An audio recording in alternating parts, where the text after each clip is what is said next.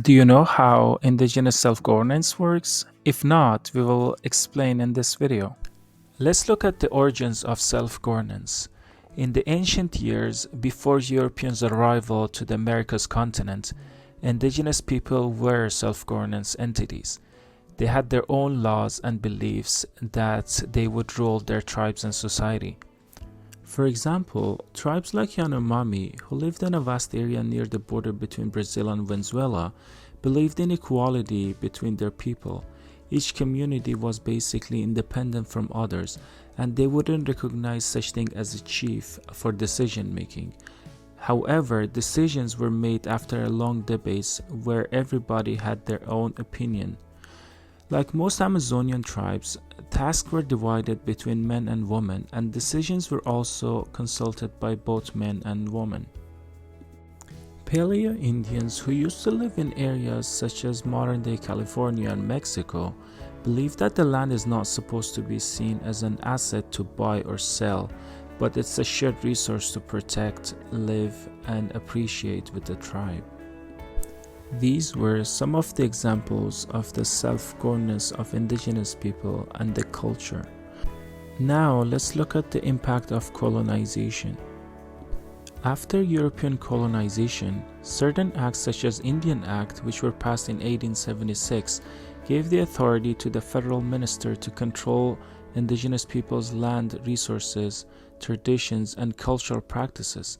Some of the impact of Indian Act were that it denied women status, introduced residential schools, created reserves, renamed individuals with European names, and restricted First Nations from leaving reserves without permission from an Indian agent. They basically attempted to completely change their culture and origin. This process continued for years, which caused an intergenerational trauma, especially in regards to residential schools. The fight for self-governance. For many years, indigenous peoples in North America have been demanding the right for self-governance. They've used a variety of methods, including legal actions, to pursue their rights for self-governance, to better protect their traditions, language, and culture. In the early 1970s, effective political organization and intensifying activism claimed the right back for self-governance through multiple high-profile disputes. Canada eventually recognized that Indigenous peoples have an inherent right for self-governance, guaranteed in Section 35 of Constitution Act 1982. Also, on June 11, 2008, Prime Minister Stephen Harper issued a public apology on behalf of Canadian government, in particular in regards to residential schools. Description of self-governance. Before we talk about how self-governance works and to what extent it's been achieved, let's look at what Indigenous self-governance means. In an Indigenous self-government society, Indigenous people would have the authority to govern themselves, just as they have done it for thousands of years. It gives them the power to preserve their unique spiritual and cultural beliefs. They would basically have the freedom to make choices on which services and programs they want as a community, depending on their needs and priorities. Requirements of self-governance.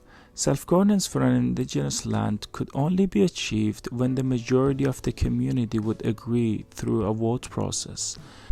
The desired priorities would next to be negotiated under the Canadian constitutional framework, and related federal legislations needs to be passed. While the self-government gives a variety of control to the intended group, the general laws such as Criminal Code, Canadian Charter of Rights and Freedoms, and Canadian Human Rights Act would still apply.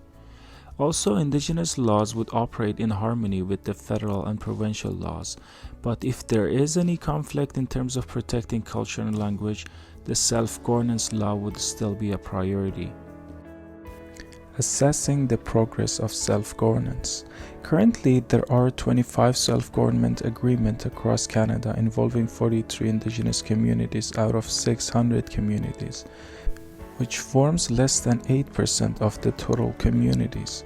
This means over 92% are still navigating governance under the existing framework, including the Indian Act. Challenges and prospects for Indigenous self-governance. Despite all the effort and progress made by the government, including the 25 self-government agreement and former apology by the Prime Minister, the main challenges are still remaining. One of the main challenges is the low number of agreements. 92% of self-indigenous communities are still governed under the existing framework, including the Indian Act. It requires further and greater negotiation with more communities. Another challenge is that there are still concerns about the effectiveness of these methods due to the limited number of capacity and resources to indigenous self-governed communities. However, it seems like the path towards self-determination and true reconciliation is continuing to improve, driven by resilience, advocacy, and a commitment to justice.